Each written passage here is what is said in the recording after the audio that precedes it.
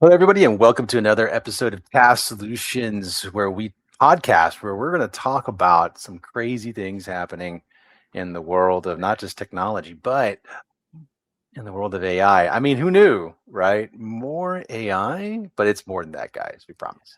Telling you that meme every time we talk about AI reminds me of the meme with the trombone, where the guy's like AI Yes, and yeah. yes. Anyways, yeah, Well, it's gonna be interesting. I think today it's less about like AI in face and more like what are the repercussions of some of the things that we're dealing with, especially for small to medium sized businesses. Uh, that's why we titled this wonderful masterpiece, The Credibility Crisis: AI, Trust Signals, and the Future of Digital Presence. I think anytime you use the term crisis, it starts to panic people. Well, I think people should be a little panicky about some things, specifically with their business, but maybe not so much that they can't think about a solution. And I think that's where we can help provide a little bit of that secret sauce. Because I want to basically say, I think it's fair to say that there's a major, massive shift right now for people, or there should be anyway, when it comes to integrating any kind of system, uh, basically that might help with their searchability and visibility or being discovered online. And I think that a lot of people are noticing that the word of mouth isn't enough for their small to medium business anymore.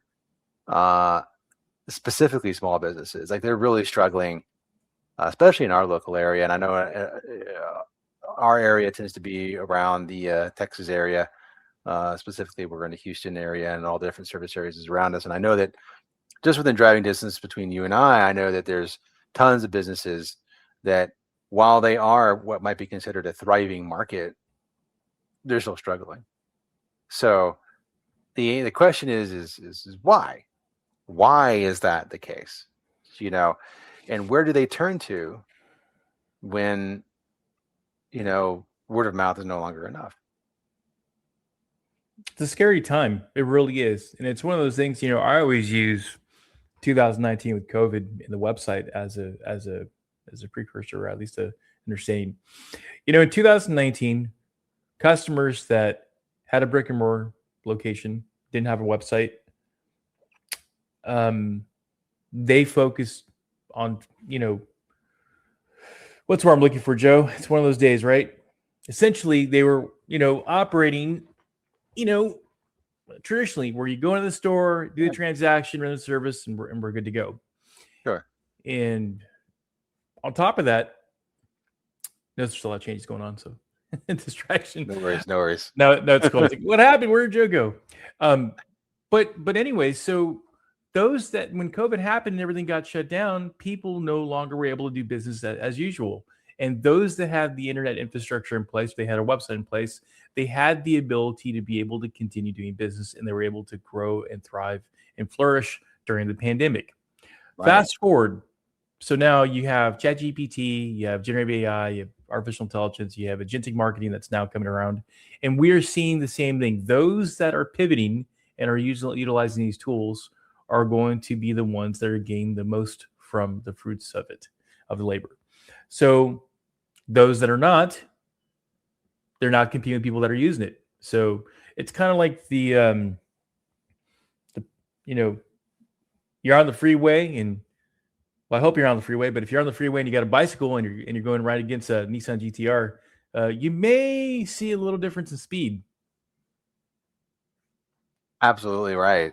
And I think that's the biggest concern right there is those signals like that, like the speed signal, the ability for people to be, found online, uh the quickness of it. I think that right there is what we're experiencing, like technology itself is all about, is like making things faster and more efficient and reliable.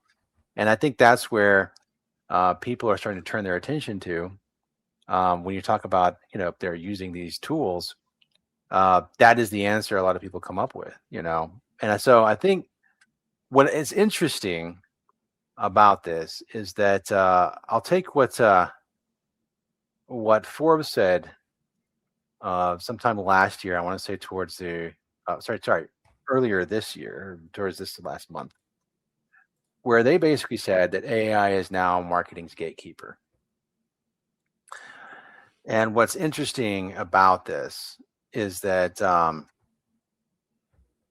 down here, they mention a few things. They mentioned that AI dominated the cultural moment when it came down to the Super Bowl. And they cite a few examples, of course, but the most important thing is the scale versus the trust problem. And I think what's great about that is there are millions of influencers, says Castro, but the hard part, and this person who's being interviewed, but the hard part is figuring out which 10 relationships are actually worth the time and cost to build meaningfully. So that right there tells you that even in a land where people think, oh, influencers have all this great effect on culture and all this other stuff, it's so inundated now that even large companies have to find trust signals with influencers.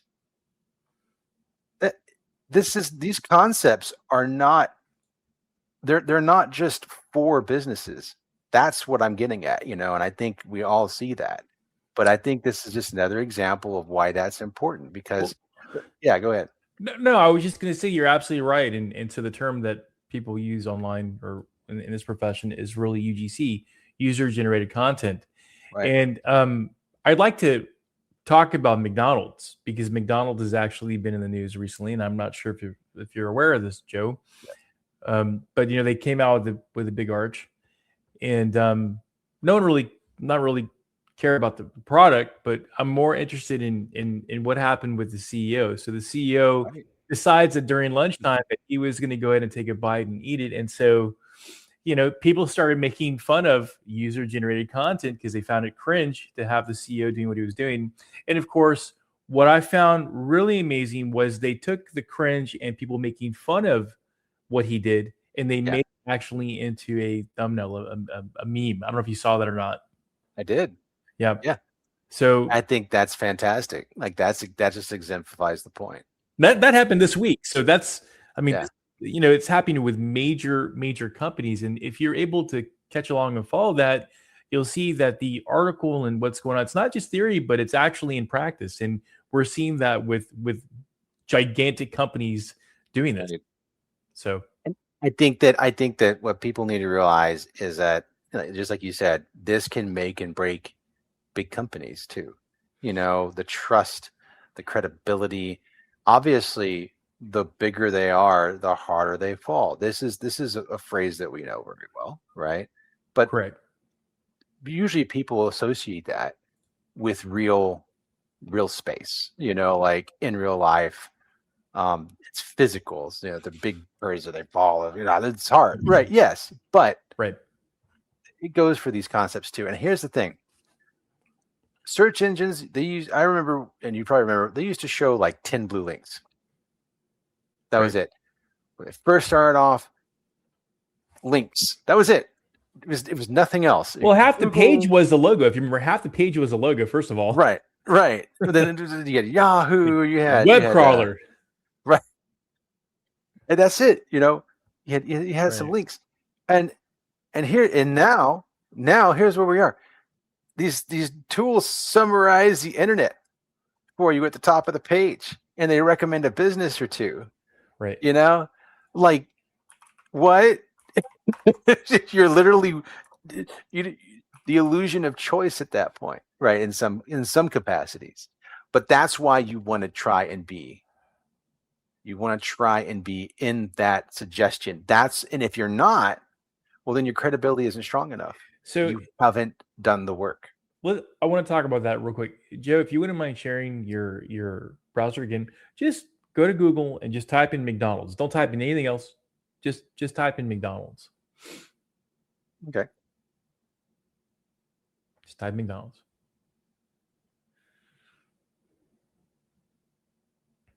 Okay, great. You see the same thing I see. Mhm. Now, in 2026, you type in the word McDonald's. On the right hand side, it's giving you the history of the company. On the Yes. left hand side in the middle, it's giving you the locations that are geofenced, geotagged near you. Okay. On the bottom right, you have all of its social media. Below that, you have the other competitors that are available in the same area market. And of course, then you have your links. As a, you know, as this is what I'm talking about in terms of the user experience. Do you know how much data this is? How much information this is with just typing in McDonald's? That's a ton. 0 click.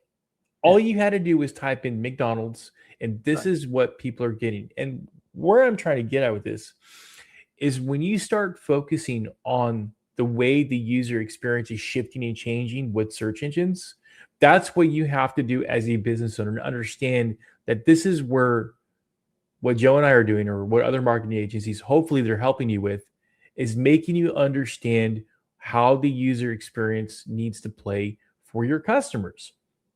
So I'm using McDonald's as a great example because, of course, their marketing budget is probably out the yazoo. We know that. But once again, take a look at that. This is how people are being able. We're becoming Yeah. accustomed to this, Joe. It's no longer Oh, yeah.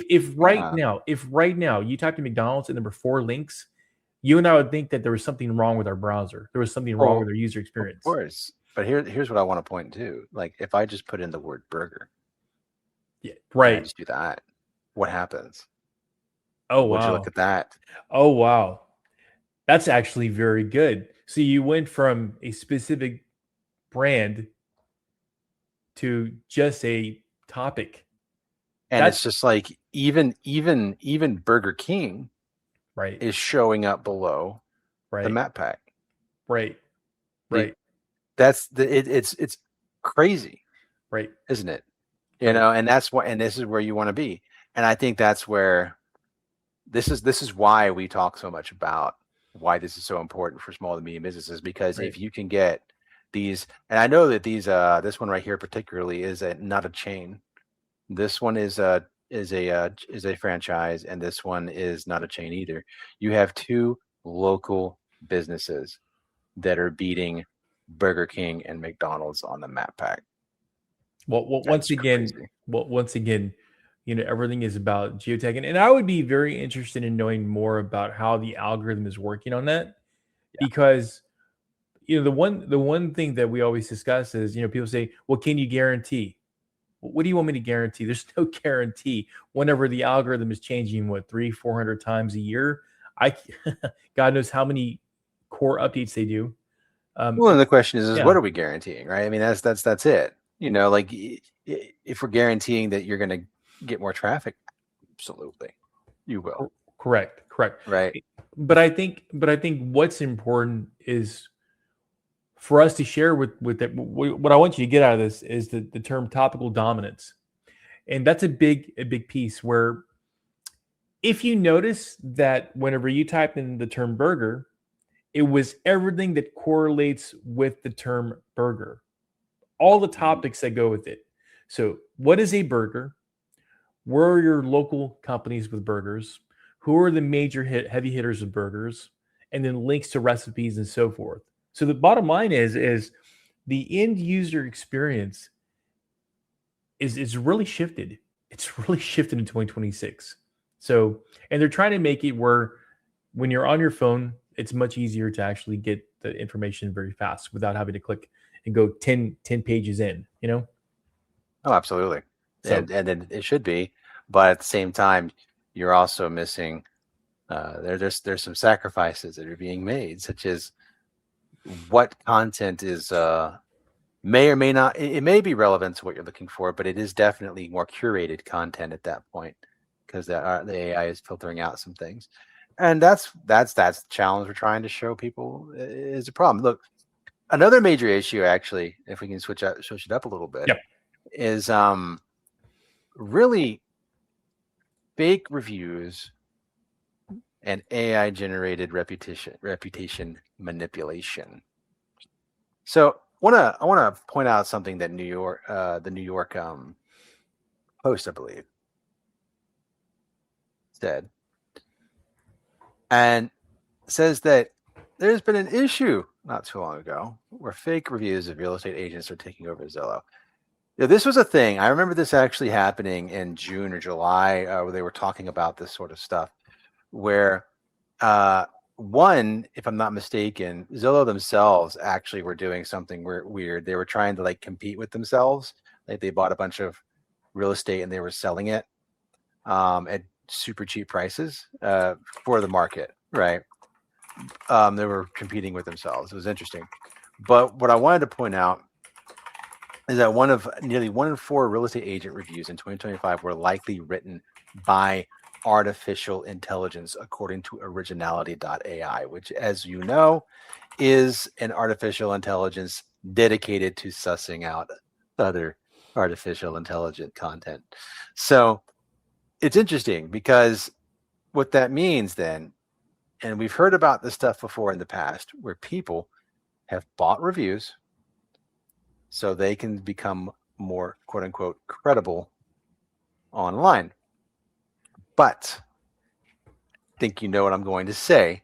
The problem becomes, well, I'll put it this way: if you looking at this from a 2D chess maneuver or checkers maneuver, then yes, it makes perfect sense. Buy your credibility online, and you can walk away happy, right? Here's the problem with that. The algorithms don't see it that way because they're looking at you with these new reviews that come from these accounts that are also reviewing all these other different things that aren't real people probably, and knows they're not real people by the way they're acting. See, you can't assume that the algorithm thinks like a person. It thinks like a machine and can check things tirelessly. Right. I mean, we'll just go one step further. So let's say that you develop a persona, an online persona, and I'm going to be Susie. Okay. Yeah. So if I develop Susie, so you can develop an email address with Susie101@gmail.com. You can you can generate an image, you can do the whole 9 yards. Well, the problem that it's going to start also checking against is how long ago was the actual account created, which is a thing that a lot of people are not thinking about. Then it also looks to see how fresh the actual email is as well, because you can check that as well. It's also looking at your connections. Who are your connections, your relationships, how, all those things are playing into it. It's so yeah, you got to be very careful with this stuff. Speaking of credibility, Joe, I want to share with you what happened yesterday with my son, which deals directly with Nextdoor. And I think you're going to find this fascinating. So my son likes to go around the neighborhood doing pressure washing, trash cans, and so forth. And him and his friend, they go door to door knocking. He decided organically that his friend was going to post on Nextdoor. So they made an account. Now, remember, I've not shared anything about this. This is what teenagers are doing. Took a before and after picture of the trash can and wrote in third person, meaning that they were acting as a customer that bought from them. Wrote, 2 boys came to my house and they did a magnificent job on cleaning my trash can. Here are the before and after picture. If you guys are in need of this, give these 2 gentlemen a call. Okay. 1,000 people saw it. Now, how did I come to find out about this, Joe? Because my son came down the stairs hysterical and like happy and excited because someone had called the phone number and scheduled an appointment for them to do their trash can. Okay. There's the reason why I'm getting to this. So they booked the call, and what they did though is they manipulated Nextdoor by acting like a customer. And then the other kid messaged on the same post, wrote, I just had my house done too. They were great. Had another person validate the fake post. Right. Okay. Which allowed other people to call. So if a 13-year-olds can do this today. And by the way, if we talk about if it was a legitimate business and if they were doing this, that is going to ruin credibility. If people find out that you are manipulating posts, if you're manipulating services, if you're manipulating things like that, that ruins your credibility. Please don't do that. Please don't do that. Okay? Absolutely. But I just wanted to share that because that's a very, very basic thing that two 13-year-olds were able to come up with. So if two 13-year-olds are doing that, you can only imagine the sophistication of what's going on in the world today, utilizing tools, applications, and so forth. So I just wanted to share that as a interesting piece to go with this. Absolutely. Well, and I want to not only bring it up, as like a point to talk about, obviously, and as a point of concern. Anybody out there putting their hands together like Mr. Burns and going, yes, maybe I should partake in this as well. Well, let's stop all of that by simply pointing out that the FTC is now warning that they're going to start bringing fines to any companies that actually are participating in such things.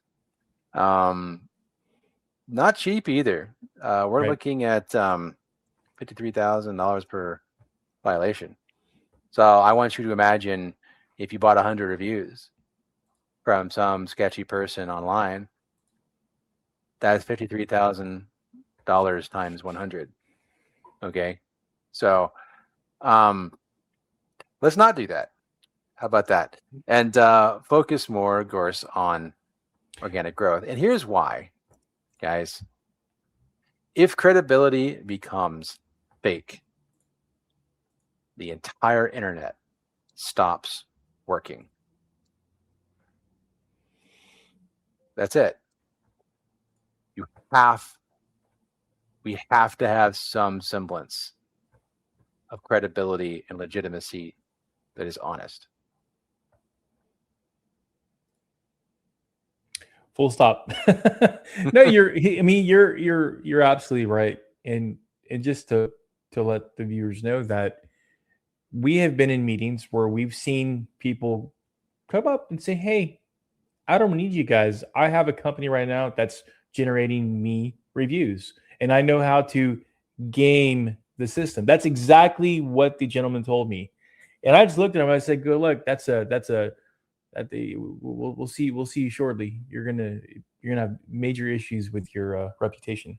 So strongly recommend not doing it." And it was an actual company, and of course, it was a big chain. Well, and then if I'm not mistaken, that same company did fall into some legal trouble and was not specific about what. So I don't know if it was because of that, but I will definitely say that if you're doing one thing, you're probably doing another. So definitely, guys, keep it above board if you can. And again, there's enough noise out there without having to be fake. And I think that's where our next segment can come into, is why authentic digital presence matters more than ever, because authentic signals are becoming the most valuable signals, period. Look, customers look for some basic things. They look for consistent activity. They look for real customer responses, of course. They can kind of tell when it's fake, not always, most of the time. And of course, they're looking for a clear message. I think those things are good. Is there anything you wanted to add to that list, Sean? No, it's pretty good. The only one that I would say is when it comes down to genuine reviews is inside the review that you leave, what the content is extremely important as well. For example, if you write 5-star, great company, that doesn't really help. But let's say that you were getting your oil changed, okay? And you write, these guys today, specific name of the person, did a wonderful job on my car. They gave me great advice on the difference between this type of oil versus synthetic oil. And they told me to pick this tier because it did X, Y, Z. You're probably thinking, well, I don't have time for that. Well, let me put it this way. If you were the one that was interested in going to that auto mechanic company and you're looking at the reviews, and when you're able to see such a detailed review, it would change your mind on how you want to operate with them. So that's why it's so important for us to leave. Going back to what you said, Joe, you know, if we have the most authentic and we respect the internet, we respect the tools and what we're supposed to be doing, we all benefit from that. And if we don't do that, it does break and it becomes a Okay. complete useless tool. So just want to reiterate that again.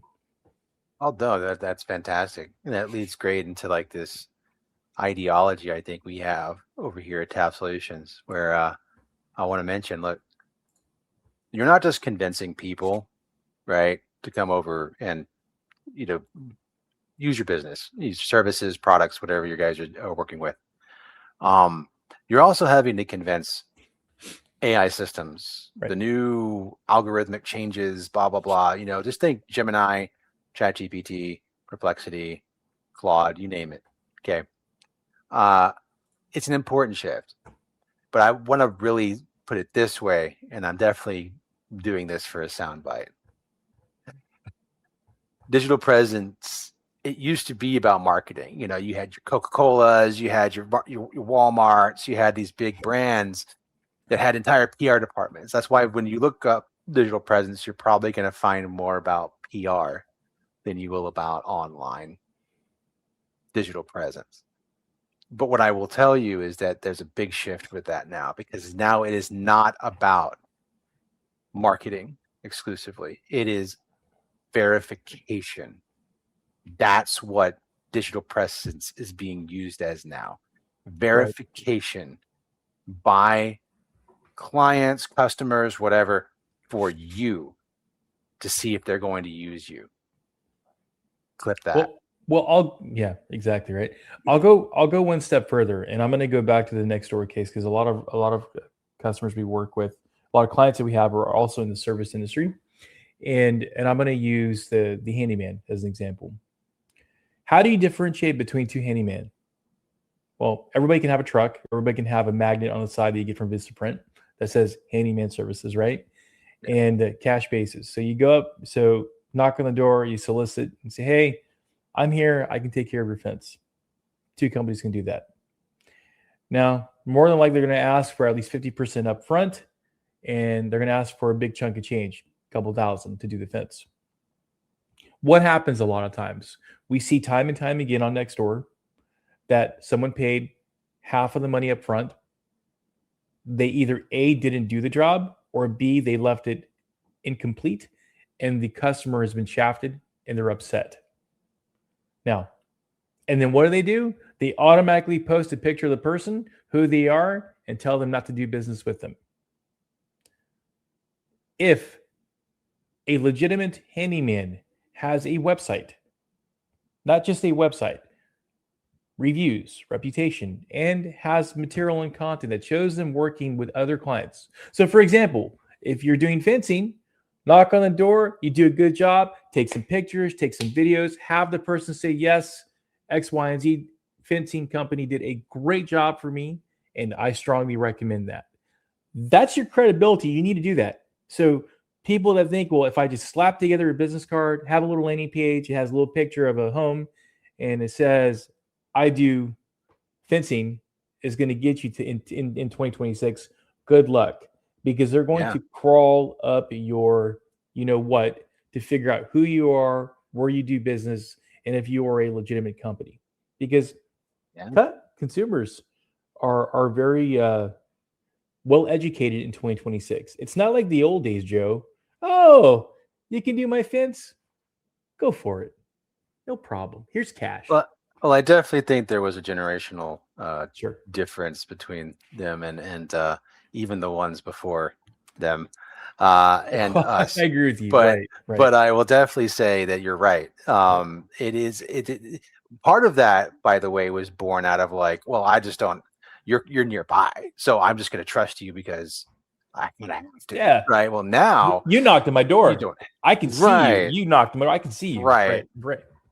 But I think with the ease in which we can communicate now, that has drastically changed how that works for Right. for us and moving forward, right? And I think that's Right. where that is going to you're right. It is. It used to be this capacity thing. Now it's this new way of like, oh man, I got to verify everything about this person because now since everybody's so like people like to say the world is smaller. I would agree with that in terms of like communication. It feels smaller. What it also means is that you get to hear a lot of people who are trying to scam you as well. And I think that is what people are so afraid of.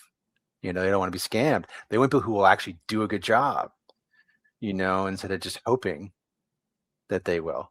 And that really is, I think, where things are going to start getting a little more interesting for people. Because here's the thing, guys. Uh, we talked a lot about trust and building about and all these different trust signals and helping things work.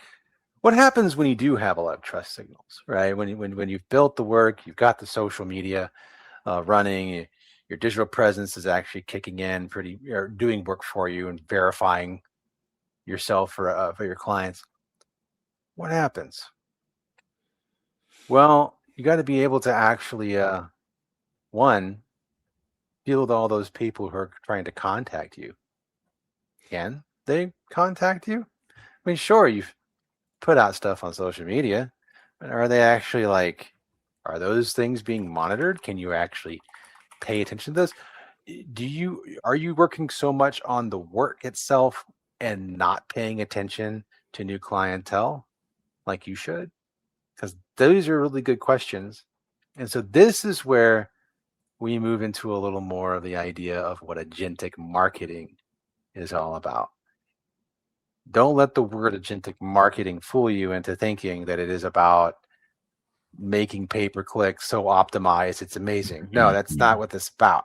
It's about the key word, I believe, is automation and monitoring and then like triaging a whole lot. My favorite one, Joe, is, oh, I can just throw some money at something that's going to make all my dreams come true. Right. Yeah, that's not that's not what this stuff does. There's more to it. It's not a it's not a platform sort of thing where you just pay a certain dollar amount and it just magically does things. I unfortunately I think a lot of people view that as the case, and part of that's honestly, Sean, it's the fault of pay-per-click marketing. Where they could do that, they could just throw money at the problem, and they had an agency come in and make ads and then submit it and then force it in people's eyeballs, basically pay money to force the ad in people's eyeballs, and hopefully they ingest it, which is funny because this is how inefficient that was, right? 4% was the conversion rate, and that's considered a healthy conversion rate. Right. I don't think people realize how freaking inefficient pay-per-click marketing really is. You're literally throwing thousands of dollars for a 4% hope that you're going to get clients. I'm not saying it doesn't work, because it does. Okay, it does work. But just when you say it out loud and in that perspective, it truly sounds ridiculous. You're literally spending tens of thousands of dollars for 4% of something. Like, who does that, right? So why not do something a little more reliable? I think that's what we're trying to get at. And fortunately, with agentic marketing, that is what can happen, because now you're going to be able to basically look. We're not trying to say that the strategy isn't a good one. Pay-per-click marketing is definitely a strategy. I don't think it's a good one personally, but I think that there are better ones. But it is a strategy. Your social media campaigns that you're running and growing your digital presence, I think that's a way better strategy, right? To grow. And so AI agentic marketing is not about replacing strategies. It's amplifying a good strategy. And I think that is where people are going to be happy. And look, you can amplify pay-per-click campaigns with agentic marketing. You can, but where is it going to go? Right. To 6%? Is that what we're going to do? Is that what you're going to accept? Or are you going to accept something that's harder to do, like growing your digital presence, growing your footprint on the online? That's harder to do in terms of organic growth. And maybe that's a better task for agentic marketing. Well, and when we talk about marketing in general, I think one of the biggest concerns that I see is people want something for nothing. People don't want to do any investments. People don't want to spend money, but they want to complain when they're not seeing proof. They want to see when they don't see evidence. For those of you that own a business, the traditional small business should be allocating between 7 to 8% of their gross revenue on a annual basis for marketing. So if you don't have a budget put together and you're not doing that, you should start looking towards that. I don't care how much you can, even if it's 1%, something should be going towards that. So that includes your digital presence tools, that includes business cards, print media, anything that's able to get the word out, pins, whatever the case may be. Your koozies, and that one guy, he bought $100 of koozies and a long time ago. It was a rent-a-tender or something. I don't remember what his name was. Yeah, I remember. If he's out there in the world, I hope he's doing well, and I hope he's got like a whole bar and everything else. But anyways, bottom line is marketing material. Put a budget aside, allocate that, and start thinking in terms of growth. People look at this, say, I feel like I'm just burning money. And the truth is, you're not if you do it right. And if you're working with an agency that's going to put you in the right direction. All these things that we're talking about are best practices, there's tools, but there is a playbook that goes along with this. And what I can share with you that Joe and I have been creating is we do have a learning management system that's going to have right. a lot of courses on there that Joe and I've designed. And just to let you know, we have a background in higher education, so a lot of the courses that we've developed are going to help you with being able to move your business to the next level. So keep an eye out on that. We're going to be launching that sometime this month. I can give you an exact date, but we're hoping that in March it'll be launched, and then from there you'll be able to give us a call or talk to us, and we'll go from there. But anyways, where I'm getting at is we try to put you in the right headspace. We try to give you all the pain points and the challenges and what you should do based on where you're at. But at the end of the day, Joe, they have to make the decision. They have to be the ones that decide that they want to make a change and move this. Please stop paying people money and assume that everything is just going to work. You need to be in the game. You need to be in there. If you are the dentist, if you are the mechanic shop owner, if you are the doctor, if you are the attorney, and it's your practice, it's your business, it's your baby, you should be in these meetings or at least have someone that is a good focal, that's competent, and it's going to make sure that you are given the right information as the decision maker to be able to move forward. But if you're just paying and assume it's just going to work out, don't. You need to know what's going on. I can definitely say that, like, if you buy a sign, for instance, right, and you put it out in front of your building, and you can say, "Oh, there's a dentist here," for instance, right? Dentistry here, big sign. In fact, it's ironic actually. Just going down the road near where I live, there's 2 dentist offices. One doesn't have a sign out except for the front of the building, right? The other one has seen fit to, all those little like art signs that people put out for like trying to say, "Oh, there's a car wash over here," or to temporary signage that you stick on the ground, right? They had that all up front, like saying there's a dentist office over here. What's fascinating about that to me is that they thought that what was the issue wasn't the established dentist office that's been there for over a decade, or more, maybe 20 some years. To compete with them, and they're only a block away, by the way. Right. To compete with them, that was the issue. That it wasn't the fact that they were there for longer. It was the fact that, people just don't know that we're here, and they were correct. They are. The problem is that they're competing with the verified, renowned dentist office that serviced the area for 20 years. And your answer isn't to go online and show how you differ from them or how you're knowledgeable to prove that it's worth coming and talking to you. Your solution is, I'm going to put a sign out, and people who drive by are going to go, oh, there's a dentist office over here. Let me just pull over. Probably not the best move. Probably because dentistry isn't a want. Well, it kind of is a want, but it's not a piece of candy. Like it's not a dessert shop. It's not a there's fresh jerky over here, or watermelon. I'm saying, like this. It's not a quick, I'm letting you know something that you want is over here, which may have a knee-jerk response to go do that thing, because that's what those signs are for, Sean. They're for making people go, oh, cool, and then immediately doing something about it.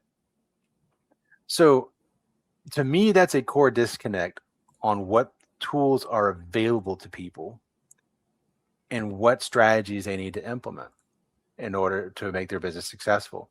Because if you just take 10 seconds to think about why a dentist office, or what a dentist office can do to make it easier on themselves or to become more trustworthy, is, what is their service even about? Well, when somebody chips a tooth, they go to the dentist office.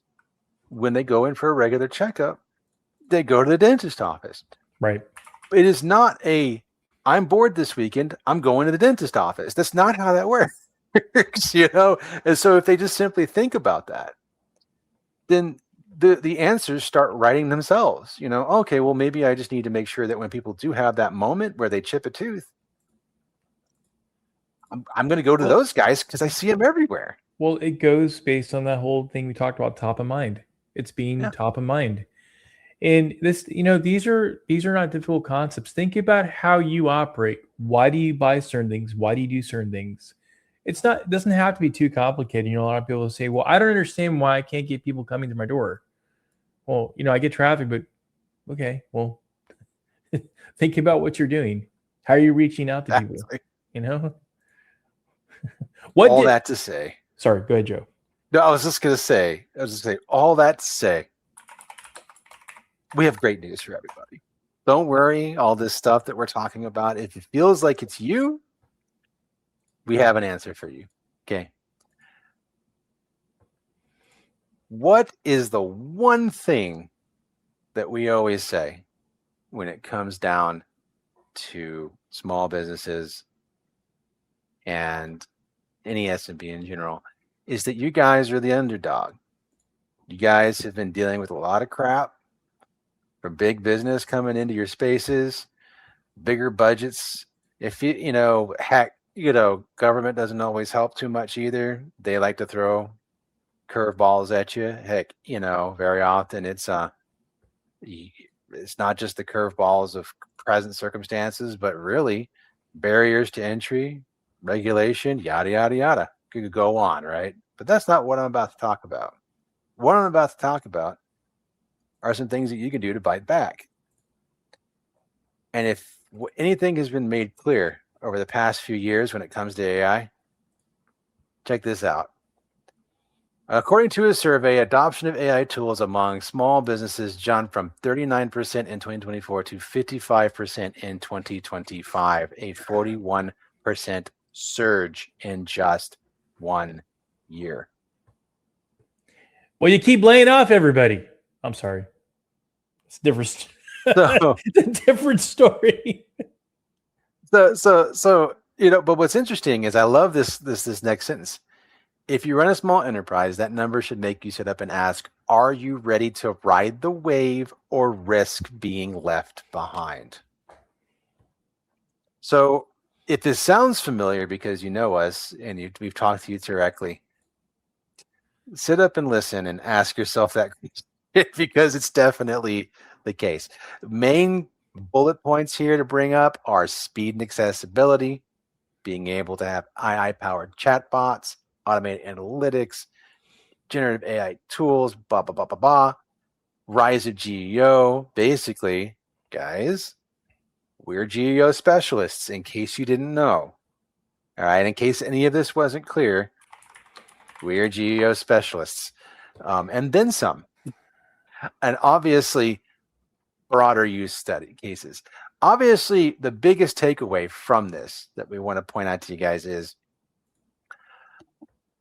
small businesses now have access to capabilities that were once reserved for enterprise companies, big, huge, ginormous companies with massive budgets. And it really is amazing because these tools, people spent millions on these things just 5-6 years ago. Okay. Yep. But here's the problem. You have to know how to use the tools. Just because you have it doesn't mean it's what we talked earlier. You can't just throw money in it and it solves everything. You have to know how to implement. Look, you got a circle saw, you're going to cut some boards, right? That's what you're going to do. But if you don't know how to cut boards properly, you're going to have a bad time, right? It's going to cut. Trust me, it'll cut. But will it cut the way you want it to? Right there is the problem. So where do we go from here? Give us a call. That's it. Right there. And guys, I've been sharing all of these articles in, of course, the all the different chat areas that allow such things from StreamYards. The point is, guys, we're not here to. We wanted today to really be a good opportunity for people to understand that if you have a tiny team, even if it's just yourself, believe it or not, you are the one who will benefit the most from what we're talking about. It's not, if you're listening to this and you made it this far, one, I want to thank you. Two, I definitely want you to know that if you're looking at this and going, it's just not me, I can't do it. But you can. It was built for you. That is the most important takeaway, because the efficiency advantage doesn't benefit the massive company that has 50 employees because they've already tasked those employees to do the thing that the AI is going to help you do without having to have 50 employees. You know, we're not replacing people, not that. It's just enabling you to punch high instead of at your belt level. I don't know what to say. Well, I think you said it all. I mean, you captured a great moment, and I those that are listening, great. Those that will listen later on, even better. Those that don't hear it, well, sorry. But no, I mean, and we're gonna keep pumping this out. We're gonna keep bringing this up because it's very important for people to understand. For those of you, I think we do have a comment. Okay, no, okay. Any latest comments? But please reach out to us. Comment on the video below. Love to hear from you. Love to hear your comments and your takes. And what is it you're doing to embed these tools into your workflow and into your business? And what are some of the results you've gotten? Love to hear from y'all. All right, guys, thanks so much for listening. We will catch you next time at the same wonderful bad time on the same bad channels, and hopefully have even more information for you guys to think about. And definitely call us, like mentioned, but also remember, guys, we're in this to help you understand what's happening, not just to sell you a model of some kind. We're all about making you aware of what's going on and why it's important for you to stay hip to it. All right, guys, y'all have a wonderful rest of the week. Catch you later.